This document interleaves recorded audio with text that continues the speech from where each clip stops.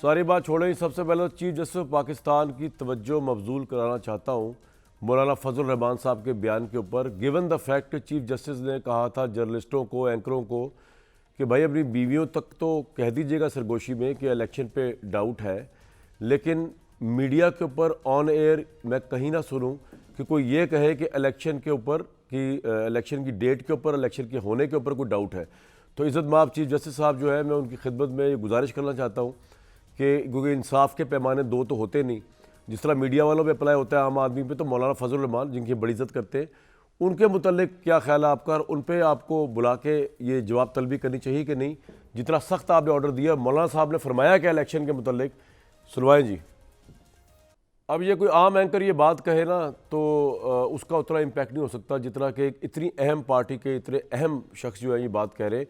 तो मेरा ख्याल है चीफ जस्टिस साहब को ज़रूर देखेंगे इस बात को कि डाउट क्रिएट करने का जहाँ तक मामला था, तो मौलाना फजल रहमान साहब की स्टेटमेंट जो है ये बड़ी बुलंद बांग गूंज के कह रही है कि उनको ख्वाह दहशतगर्दी का मामला हो, इंतखाबी माहौल नहीं बन रहा उनके नज़दीक या वॉट एवर, वो उस पर डाउट क्रिएट कर रहे हैं बादियुल नज़र में। बहरहाल चीफ जस्टिस साहब ज़्यादा इस चीज़ को देख सकते हैं कि ये बात इस तरह है या नहीं है। इस वक्त दो चीज़ें बड़ी अहम चल रही हैं। एक कि इमरान खान महरूम हो जाएंगे बल्ले के निशान से, उनकी पार्टी ही शायद इलेक्शन में हिस्सा ना ले सके। उसमें टेक्निकल पॉइंट जो अकबर एस बाबर साहब ने उठाया है, हालांकि आप पता है पाकिस्तान में इलेक्शन सारे ऐसे होते हैं जैसे तहरीक इंसाफ के इंट्रा पार्टी इलेक्शन हुए। अब ये पीपल्स पार्टी के जो लोग नॉमिनेट हुए या इलेक्शन हुए, वो कौन सी तरह कोई प्रॉपर तरीके से इलेक्शन हो गए थे, वो बस मुबैना तौर पे बादिल नज़र में ड्राइंग रूम में फैसला हुआ होगा, जरदारी साहब ने कर दिया होगा और वो हो गए। यही same goes for Noon league. लेकिन क्योंकि अभी आबो हवा खिलाफ है तहरीक इंसाफ के, तो हर चीज़ को माइनरली देखा जा रहा है। तो बड़े टेक्निकल पॉइंट उठाया अकबर एस बाबर ने, और वो टेक्निकल पॉइंट ये है कि उन्होंने ये कहा कि जी मुझे being a member of Pakistan Tehreek Insaf ना इलेक्शन के कागजात मिले जिसमें मैंने पार्टिसिपेट करना था, मैंने कॉन्टेस्ट करना था, और ना मुझे हिस्सा लेने दिया गया। अब मेरे सामने इलेक्शन एक्ट 2017 पड़ा हुआ है, उसके तहत जो इंट्रा पार्टी इलेक्शन होंगे, the office bearers of a political party at the federal permission wherever applicable shall be elected whatever a member of political party shall subject to the provisions of the constitution of the political party be provided with an equal opportunity of contesting election for any political party office। ये जो point है कि हर member of political party को बराबर मौका दिया जाएगा election लड़ने का पॉलिटिकल इंट्रा पार्टी इलेक्शन के अंदर विद इन द पार्टी। ये शर्त अकबर एस बाबर साहब कह रहे हैं कि पूरी नहीं हुई, और नहीं हुई तो वो ये कह रहे हैं कि कालदम करार दिया जाए इंट्रा पार्टी इलेक्शन।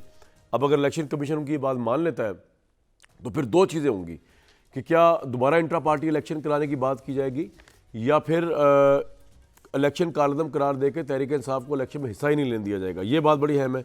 दूसरा, इमरान खान साहब पे हर तरफ से हमले हो रहे हैं इस वक्त। उनके ऊपर कानूनी हमले तो हो ही रहे हैं, सियासी हमले भी हो रहे हैं, उन पर ज़ाती हमले भी हो रहे हैं।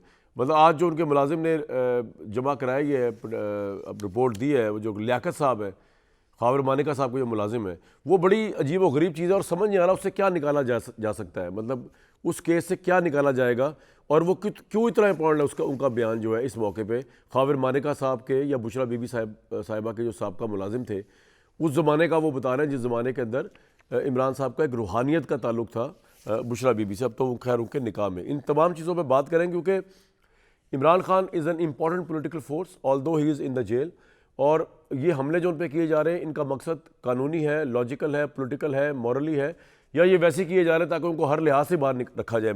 तो अगर उनको हर लिहाज से बाहर रखना मकसूद है तो फिर तो इलेक्शन कमीशन भी शायद यही करेगा, बाहर ही रखेगा, या फिर किसी और चीज़ में वो कन्विक्ट हो जाएंगे, तो फिर उस इलेक्शन की क्रेडिबिलिटी क्या रह जाती है। ये बड़ा सवाल है। उसके अंदर ये छोटे छोटे सवाल है। मेरे साथ डॉक्टर फिरदौस आशिक अवान साहिबा, मरकज़ी सेक्रेटरी इत्तलात इस्तेहकाम पाकिस्तान पार्टी। डॉक्टर साहब बहुत बहुत वेलकम। हफीजुल्लाह न्याई साहब और इरशाद भट्टी साहब। अगर सबसे पहले न्याई साहब आपसे शुरू कर लूँ मैं, ये इंट्रा पार्टी इलेक्शन में जो माहौल बना हुआ है उसके लिहाज से आपको लगता है कि टेक्निकल ग्राउंड में बल्ले का निशान फारिग हो सकता है, या आपको लगता है कि इलेक्शन कमीशन जो है जिस तरह पीपल्स पार्टी नून लीग के इसी टाइप के इलेक्शंस को इंडोर्स करता रहा, इसको भी कर देगा? न्याई साहब आपसे सवाल है सर। हफीजुल्लाह न्याई साहब जी, मुझे बिल्कुल अभी कनेक्ट हुए जी, मुझे कुछ बैकग्राउंड नहीं पता। सर मैं ये कह रहा था कि मैं सर ये कह रहा था कि पीटीआई का इंट्रा पार्टी इलेक्शन जो चैलेंज किया गया है, वैसे तो अकबर एस बाबर साहब की बात टेक्निकली सही है कि इलेक्शन एक्ट 2017 के तहत उनको इक्वल अपॉर्चुनिटी नहीं मिली इलेक्शन में हिस्सा लेने की। लेकिन जिस तरह पीपल्स पार्टी और नून लीग वालों के इलेक्शन ऐसे ही हो जाते हैं, जिस तरह तहरीक इंसाफ का ये वाला इंट्रा पार्टी इलेक्शन हुआ है, तो क्या इलेक्शन कमीशन आपको लगता है कि इस अकबर एस बाबर की बात को सीरियसली लेगा या और इनको बल्ले के निशान से महरूम कर देगा, पार्टी को पार्टिसिपेट ही नहीं करने, क्योंकि आबो हवा खिलाफ हुई हुई है इमरान खान की या तहरीक इंसाफ के, या आपको लगता है कि इमरान खान क्लियर हो जाएंगे, सिर्फ पार्टी हिस्सा लेगी इलेक्शन में? Kamran, thank you very much. देखिए जी, मैं बताऊं कि इस वक्त जो आपने बात की है, वैसे तो मेरा ख्याल में सारी पार्टियों को एक ही तराजू से तोला जाना चाहिए, इसमें दो राय नहीं है। और जो भी कवायद और जवाब, जो असूल, जो क्राइटेरिया किसी एक पार्टी के इलेक्शन लेने के लिए है, इलेक्शन कमीशन ने सेट किया है, रूल्स बनाए हैं, वो सारी पार्टी उससे कंप्लाई करें। अच्छा, क्राइसिस क्या है कि तहरीक इंसाफ जो है इस वक्त फ़र्क क्यों हैंडल की गई है? तहरीक इंसाफ तो एक अरसे से उनके यहाँ तो रावी चैन लिख रहा था और उनको कोई प्रॉब्लम नहीं था, जब तक कि ये इलेक्शन कमीशन ने आके उनका चैन छीन लिया। उसकी बैकग्राउंड में जाए बगैर कि इलेक्शन कमीशन क्यों कहा, तहरीक इंसाफ ने कभी इलेक्शन कराए भी थे या नहीं कराए थे, क्योंकि तहरीक इंसाफ ने सिर्फ 2 इलेक्शन कराए हैं, एक 2002 में और एक 2013 में, जो कि पता नहीं कितने वो एक टर्माइल के बाद, रोलर कोस्टर के बाद वो 2013 का इलेक्शन जो है वो एक आगे अपने किसी दाव में पहुंचा। और वजूद्दीन की रिपोर्ट आप भी कई दफा डिस्कस कर चुके होंगे, उसके ऑन टॉप ऑफ दैट तस्लीम साहब ने फिर एक रिपोर्ट बनाई। बिल्कुल बिल्कुल। उसके बाद तहरीक इंसाफ में इलेक्शन नहीं हुए। अब 2018 में अगर इलेक्शन कमीशन ने आंखें बांध रखी हैं तहरीक इंसाफ के इलेक्शन से, और एक जिसको कहना चाहिए कि एक ज़ाहिरी तौर पे भी कोई ऐसा काम नहीं कराएगी।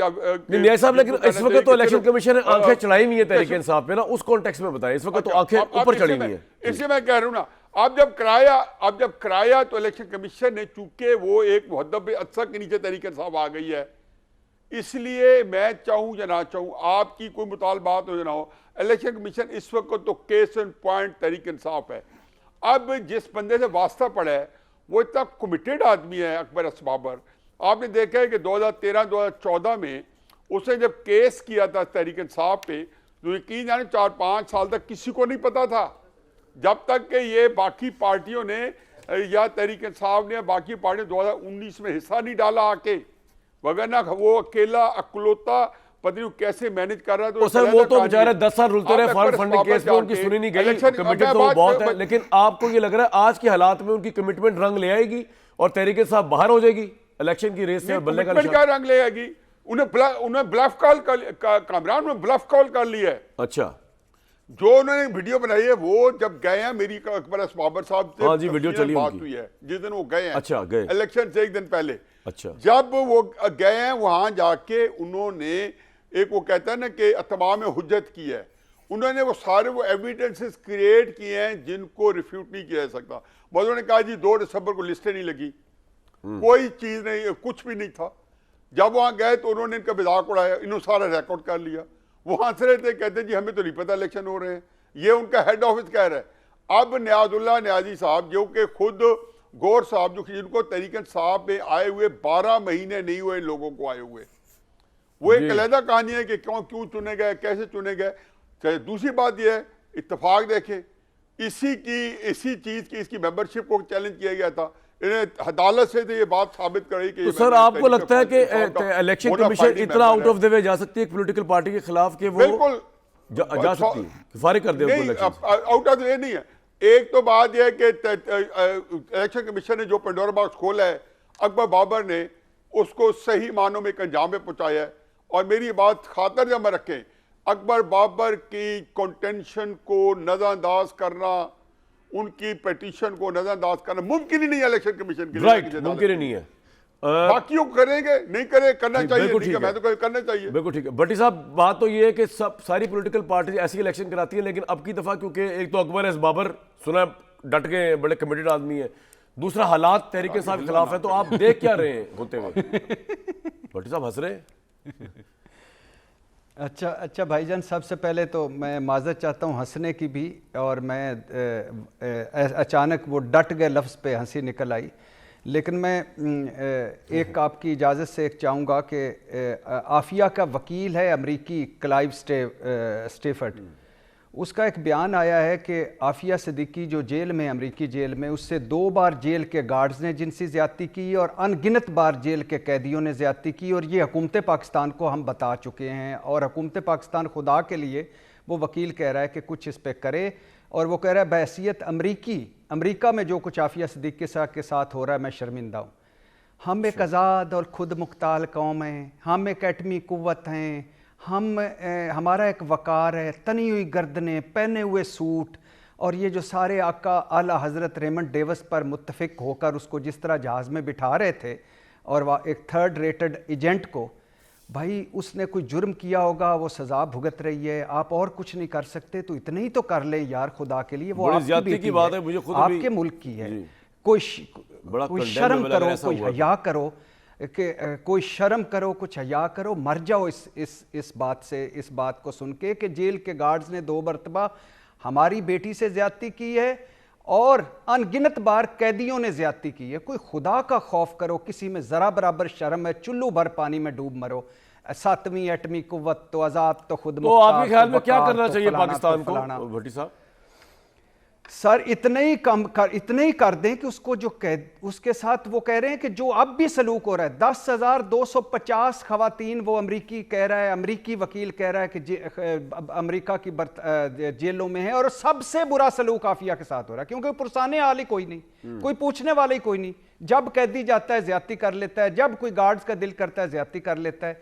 किसी की मजा, वहां जहां कुत्तों बिल्लियों के हकूक हैं, वहां किसी कैदी के साथ इस तरह हो सकता है? अगर कोई पुरसाने हाल हो तो जो भी जुर्म है, 86 साल नहीं, जेल में मर जाए, जहां मर जाए, आपकी हमारी अक्सियत ही कोई नहीं, औकात ही कोई नहीं, ठीक है, लेकिन इतना तो कर सकते हैं यार, खुदा का खौफ करो, इतना तो कर सकते हैं। और हुकूमत पाकिस्तान को पता था, वो वकील कह रहा है हुकूमत पाकिस्तान को बताया है, और हुकूमत पाकिस्तान मजाल है कि कोई ये आपका बड़ा अच्छा आपने पॉइंट दिया, ये आ गया। अब बिल्कुल आपका सेंटीमेंट, हमारा भी एक ही सेंटीमेंट है।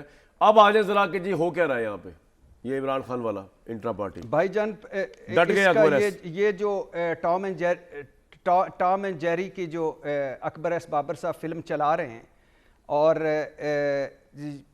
इन्होंने एक तकल्लुफ़ ही किया है कि जो वीडियो रिकॉर्ड करवाई है या बाकी सारा कुछ करवाया है।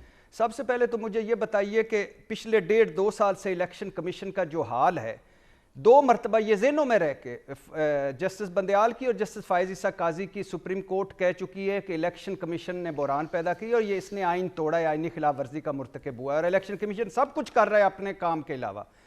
अच्छा, जिस तरह के तरीके इंसाफ के खिलाफ फैसले हो रहे हैं, जिस तरह की आप कह रहे हैं कि आबो हवा है, और तो आपको लगता है कि असर क्या होने लगा है सब बताता हूं सर, सुन ले ना, सुन ले भाईजान, सुन ले। अगर सवाल किया है तो सुन ले, अगर आपने ही जवाब देना है तो आप दे ले, मैं चुप कर जाता हूं। अगर नाराज ना हुआ करें यार, नाराज ना हो जा करें आप। मुझे क्या नहीं, मेरी जान बॉलीवुड के, हॉलीवुड के आदमी, मुझे सुन तो ले, मेरी बात तो होने क्या जा रहा है। यानी अकबर एस बाबर से भी मुझे तेज समझते हैं कि मैं आगे हूं। अच्छा, जो बल्ले की अहमियत है, सब इंटरव्यूज हो चुके हैं, खावर मानी का आला हजरत किबला का नौकर भी भुगत चुका है, ऑन चौधरी भी जो डायरी उठा उठा के पीछे फिरता था वो भी भुगत चुका है, और सारे मुकदमे बन चुके हैं। वोट बैंक नहीं टूट रहा, मकबूलियत नहीं खत्म हो रही। लिहाजा अब क्या है, बल्ला, क्योंकि इमरान खान जेल में है, उसका कोई लीड नहीं करेगा इलेक्शन को। अगर इलेक्शन होते हैं, तरीके इंसाफ के उम्मीदवार खड़े होते हैं, तो अलग तरीके इंसाफ का वोटर निकलता है, तो किसको देगा वोट? बल्ले को। लिहाजा बल्ला अब हरबा है। तो ये 3 वजह से इलेक्शन कमीशन को कुछ खौफे खुदा करना चाहिए। एक वजह कि आपने ये बुक्स जानबदारी भरा फैसला दिया है, 70 दिन इस फैसले पे बैठे रहे और आयन बाद में आपने फैसला दे दिया। दूसरा, जो हालात पीटीआई की हैं, जो कॉर्नर मीटिंग भी नहीं कर सकती, उसमें और क्या करें आपने उसको माहौल प्रोवाइड करें, वो इलेक्शन वो इंतखाब पार्टी इलेक्शन करवा देती है। तीसरा, जो मौलाना साहब की जमात, जो पीपल्स पार्टी, जो मुस्लिम लीग नून, जिस तरह सिलेक्शन हुई है वैसे यहाँ भी सिलेक्शन हुई है। लिहाजा ये ना करें। आप अगर कोई बेहतर तरीके से बेहतर काम करें, ये तो आपने दरख्वास्त कर दी ना इलेक्शन कमीशन में, दरख्वास्तों में थोड़ी चलना है आपके, मेरे पॉइंट आ गया बिल्कुल। और मुझे लग रहा है कि वो कालादम करार दे देगा और दोबारा कहेगा दोबारा करवाओ।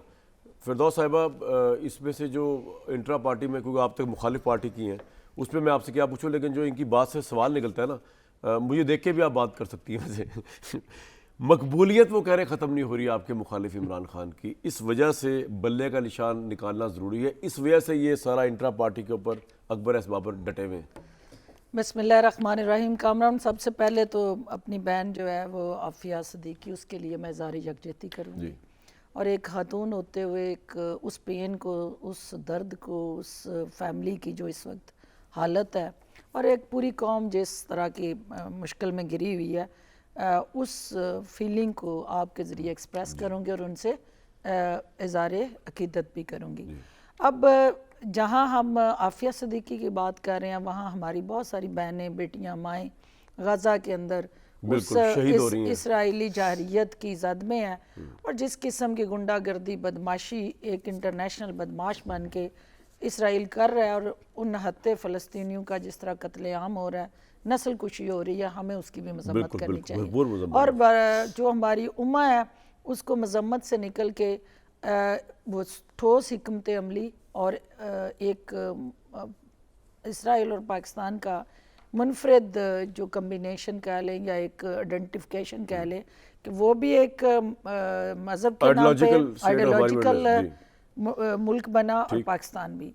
हमें स्ट्रेंथ ये है कि हम एक न्यूक्लियर पावर हैं, और हम उम्मा को लीड करते हुए हमें अपनी आवाज़ को, हुकूमत वक्त को और ज़्यादा तक़वियत और ताकत से बैनुल-अक़वामी सतह पे इसको हाईलाइट करना चाहिए। अब मेरा सवाल ये था कि जो बात आपने खत्म नहीं हो रही तो बल्ले का निशान निकालना जरूरी है। बात यह है कि इंस्टीट्यूशन कोई भी हो ना, वो आपकी ख्वाहिश और ना मेरी हसरत से वो चलेगा, उसको आइन और कानून की उस ताकत से चलना चाहिए। और पूरी उम्मीद हूँ कि ये इलेक्शन कमीशन जिसको एक रेगुलेटर का रोल मिला, हमारा ये नारा था जो हमारी सबका चेयरमैन साहब और ओवरऑल पीटीआई की तमाम जो लीडरशिप थी, जो हम समेत, बात कर रहे हैं ऑफ कोर्स, जी जी, कि हमने इंस्टीट्यूशन बिल्डिंग करनी है, हमने अदारे बनाने हैं।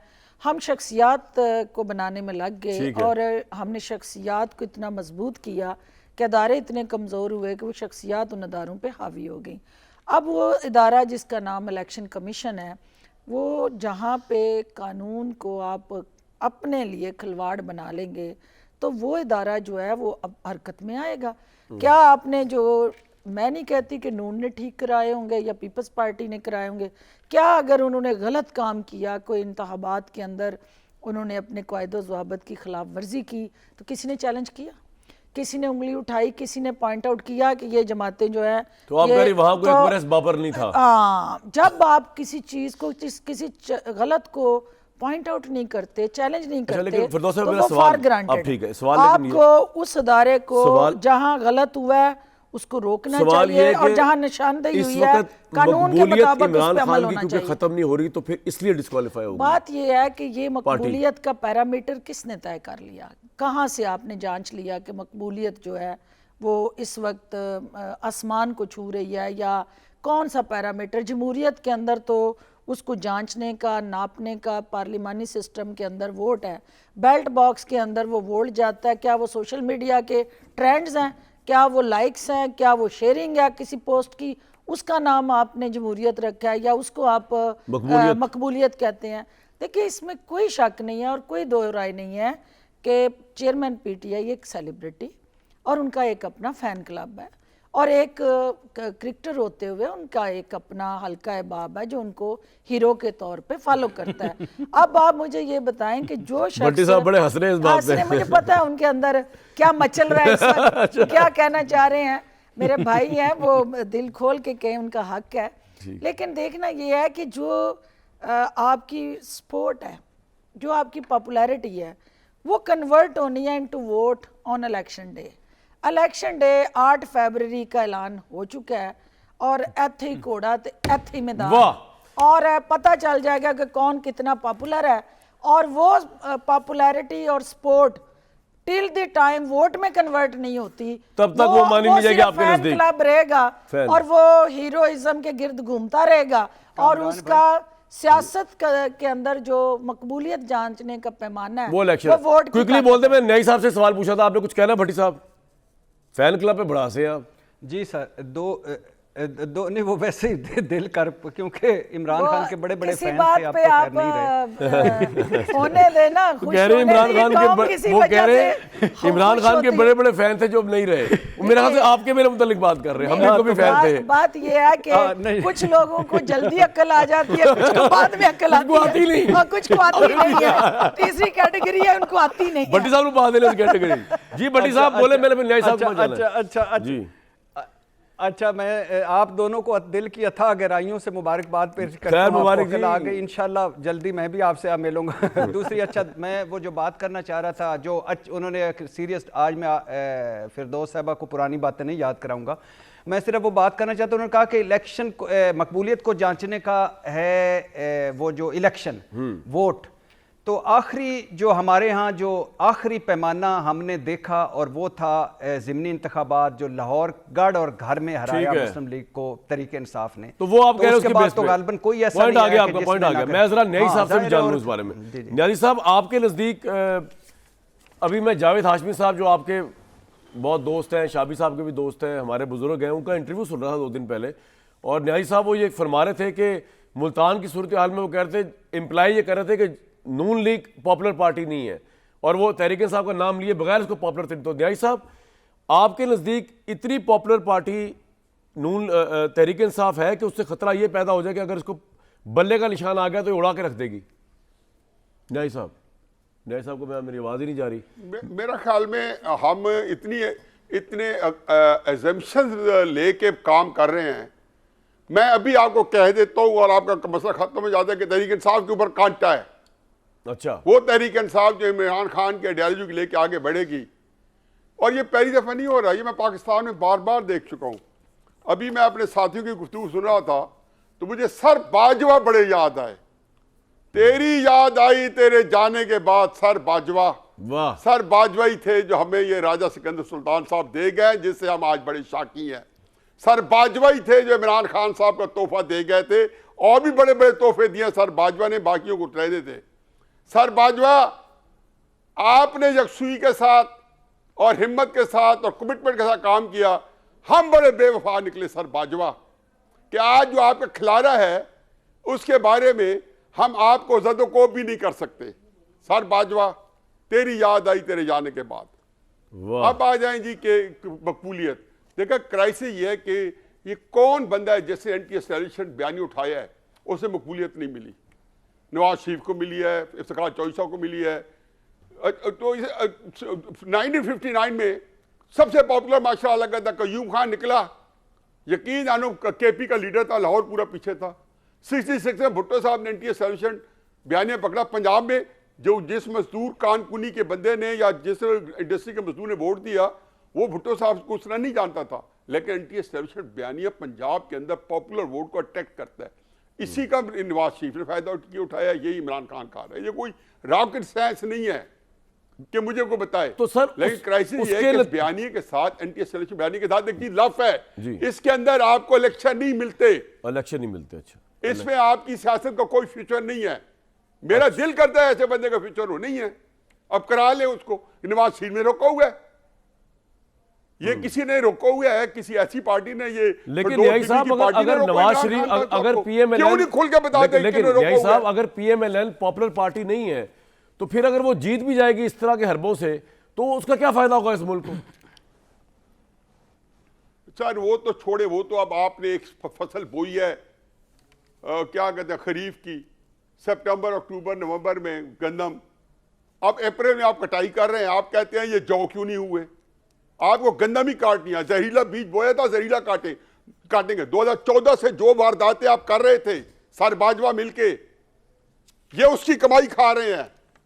इमरान खान साहब ने तो सिर्फ वो जो आपने सियासी अदम इस्तेकाम पैदा किया पिछले 7-8 साल से, इमरान खान साहब तो अल्लाह ताला ने फ्रैंकनस्टाइन बनाया है। आपको एक ऐसा अफरीत बना के दिया है कि जो आपने सोचा था कि हम पूरी जिंदगी से पाकिस्तान पे को अपने काबू में रखेंगे। ताहयात एक्सटेंशन मिलनी थी सर बाजवा को, ताहयात एक्सटेंशन सर बाजवा को मिलनी थी इमरान खान साहब के जरिए, नवाज शरीफ को जीरो करके।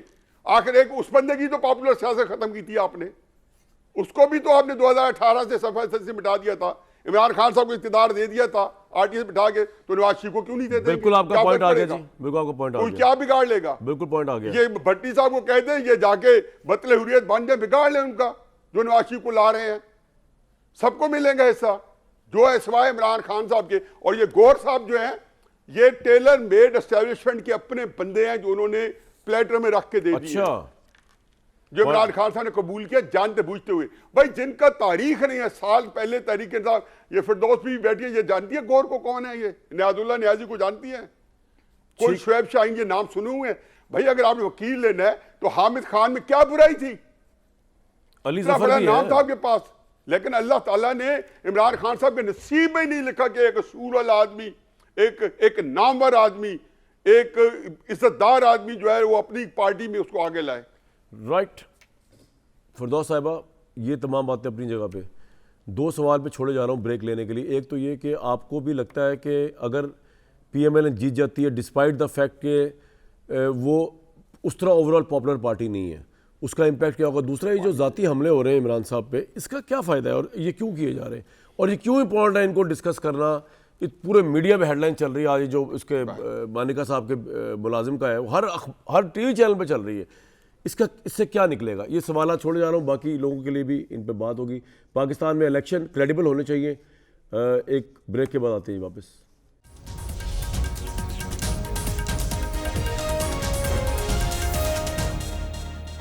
फिरदौस साहिबा, हर तरह के हमले हो रहे हैं इमरान खान पे और उससे भी लगता है बहुत से लोगों की पॉपुलैरिटी में उल्टा इजाफा हो रहा है। जिस तरह अब ये मानिका साहब का मुलाजिम, इसका क्या फ़ायदा और हासिल वसूल होना है, समझ नहीं आया कुछ। कितना इंपॉर्टेंट है पॉलिटिक्स में डिस्कस करना? देखिए कामरान, दो चीज़ें हैं। एक है आपका रिलीजियस एस्पेक्ट, एक आपका सोशल, और फिर तीसरा आपका जो है पॉलिटिकल इम्पैक्ट किसी भी कंडक्ट का या वाक़े का। जो कौम का लीडर होता है, जो कौम का हीरो होता है, जो कौम जिसको मसीहा समझती है या कौम उसको दूसरों से मुख्तलिफ देखना चाहती है और वो उसको रोल मॉडल मानती है और उसको लीडिंग रोल में इस तरह से बेऐब, तो अल्लाह की ज़ात है। हम सारे अल्लाह की ज़मीन पे गुनाहगार इंसान है, लेकिन हम में से कोई ज़्यादा गुनाहगार है, कोई कम गुनाहगार है, लेकिन फरिश्ता हम में से कोई भी नहीं है। लेकिन जब कोई अपने आप को उस फरिश्ते के रोल में कौम के सामने पेश कर देता है और कौम को ये कहता है कि जनाब मैं जो है वो सादिक और अमीन भी हूँ, मैं जो है वो आपका नेक पाक और हर ऐब से मुबर्रा एक ऐसा रोल मॉडल हूँ कि कौम मेरी तरफ देखे और ये बाकी जो है उनकी तरफ उंगलियाँ नाम ले ले के उठाता है और उन सब को ज़ेर ताब लाता है। वो सोच जो है वो कौम ये देखती है कि भी मेरा लीडर जो है ये वो आइडियल है, ये वो रियासत मदीना का जो सोच के साथ जुड़ा हकीकी इस्लामी आइडियालॉजी और फ़िलासफ़ी है, उसका एक ऐसा सरचश्मा है कि जिसको हम फॉलो करें। अनफॉर्चुनेटली जब वो उसके हक़ाइक़ कौम के सामने आते हैं तो सख्ते के आलम में हैं, हैरान व शश्तर हैं। ये कुछ अच्छी हम लेगेसी नहीं छोड़ रहे कि आज अदालत के अंदर खावर मानिका के मुलाजम ने जो बातें ओपनली डिस्कस की, वो कल किताब-ए इलाही को ढाल बनाने वालों को उसने बेनकाब कर दिया। देखिए, सबसे पहले तो अल्लाह की कलाम पे हलफ देना और ये ऐलान करना कि मैं हल्फिया कुरान पाक पे हाथ रख के कहता हूँ कि मैंने बुशरा बीबी को नहीं देखा। उसकी कल ही ओन चौधरी ने जो कहा कि भाई ये घर का भेदी होते हुए अगर मैंने आपके मफाद में आपकी मुलाकातें उस वक्त जो हो रही थी मैं उसका शाहिद हूँ, तो कौम के मफाद में भी मुझे हक़ाइक़ बताने पड़े तो फिर मैं सामने आऊँगा। ये चीज़ें कल इसका फ़ायदा क्या होगा? इसका फ़ायदा मैं समझती हूँ क्योंकि एक केस है कामरान, इसको मीडिया में नहीं आना चाहिए था, डिस्कस नहीं होना चाहिए था। लेकिन जब आप अदालत के अंदर कोई मुकदमा कोई इशू ले जाते हैं तो वो फिर पब्लिक इशू है। फिर ये नहीं हो सकता कि उसकी अच्छी चीज़ें जो आपको सूट करती हैं वो डिबेट हो कि वो क्यों इस तरह की बातें कर रहा है अपने साहब का भी। देखिए, मानिका एक विक्टिम बना उस पूरे जो एक किस्म की बनाई गई आइडियालॉजी जिसके अंदर उन्हें हीरो बनाया गया और बाकी उनके एक पीर, फिर उसके चेले, मुर्शद और मरीद का जो एक नेटवर्क बना, उस नेटवर्क के अंदर हावर मानिका को ये बिल्कुल मैं इस बात से इत्तेफाक करती हूँ कि उसको उस वक्त स्टैंड लेना चाहिए था। ये जो मेरे सामने ये बयान है उसमें जो ये कह रहा है कि भाई वो आते थे 2015 में शादी उनकी हो रही है 2017 में, और 2015 से उनका उस घर में आना जाना था, और ना सिर्फ घर में आना जाना था बल्कि सीक्रेट मीटिंग्स और नौकरों को बाहर निकाल के वो जो भी उनकी नाजेबा हरकत, इसमें उसने लिखा है, बाकायदा बयान में लिखा है। तो ये हमारे मुआशरे के अंदर कोई अच्छे बीज नहीं हम बो रहे, ये हमारी ये तो है जी इल्जाम, और मेरे ख्याल से उनकी शादी से पहले है। मुझे तो बहरान हूं कि ये मुलाजिम क्यों जाके इस तरह के बयान दे रहा है। भट्टी साहब, इससे कोई फर्क पड़ेगा इमरान खान को? कोई फर्क पड़ता है इन चीज़ों से, या उल्टा उनको उनकी पॉपुलैरिटी में उनके लोगों में इजाफा होगा? देखिए, इसके दो पहलू हैं।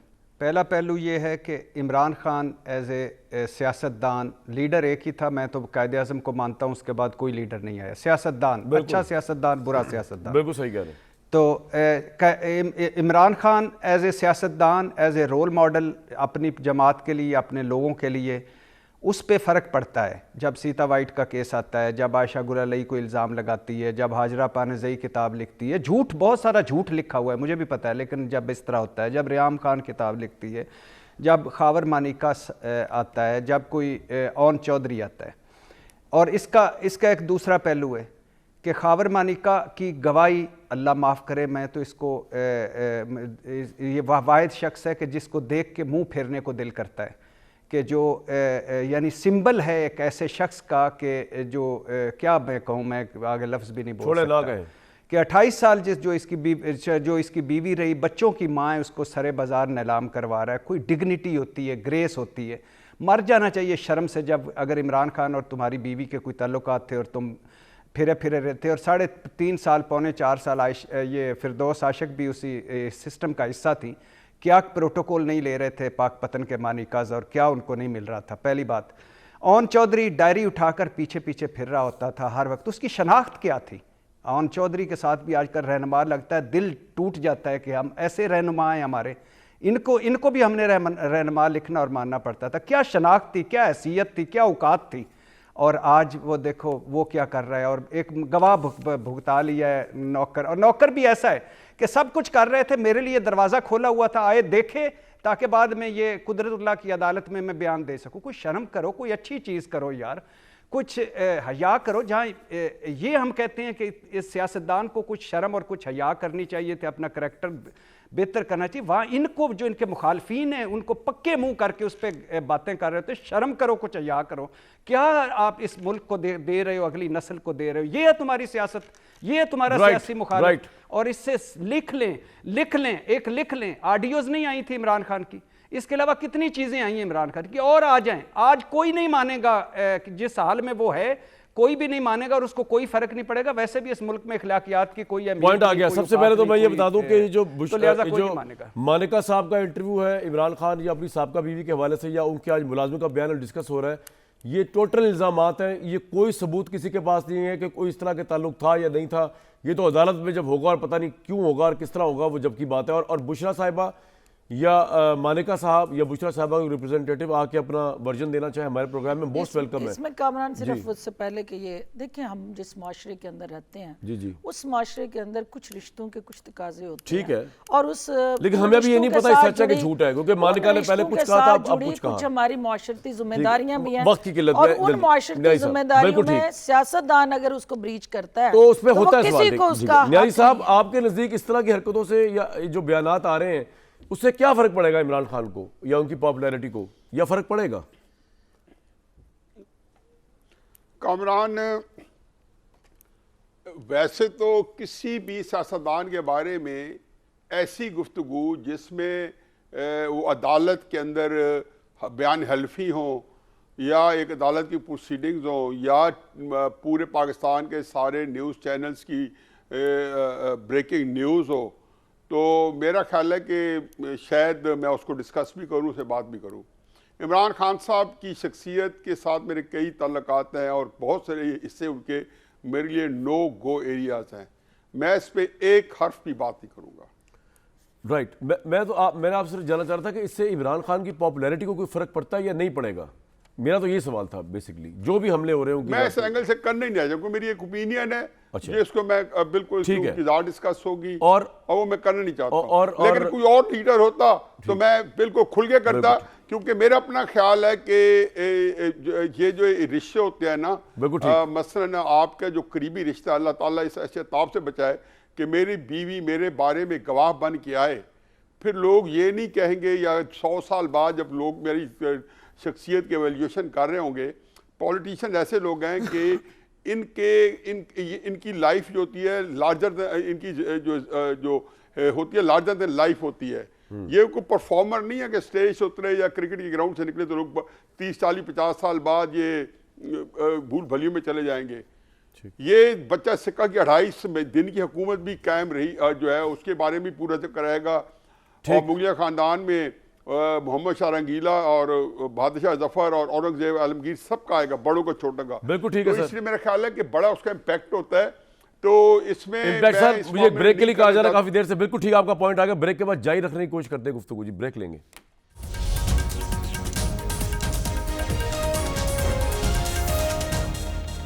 इलेक्शन का माहौल बन पा रहा या बन नहीं पा रहा, अवाम बेस्ट व्यूज है, क्योंकि अभी तक तो कोई नज़र कुछ नहीं आ रहा। लेकिन चीफ जस्टिस साहब ने कहा है कि इलेक्शन होंगे, 8 तारीख को तो होंगे। मौलाना फजल रहमान साहब को भी बता देते हैं कि 8 फरवरी को इलेक्शन हो रहे हैं। किस तरह होंगे, कितने क्रेडिबल होंगे, नहीं होंगे, ये तो बात की बात है। मुझे दीजिए कल तक इजाज़त।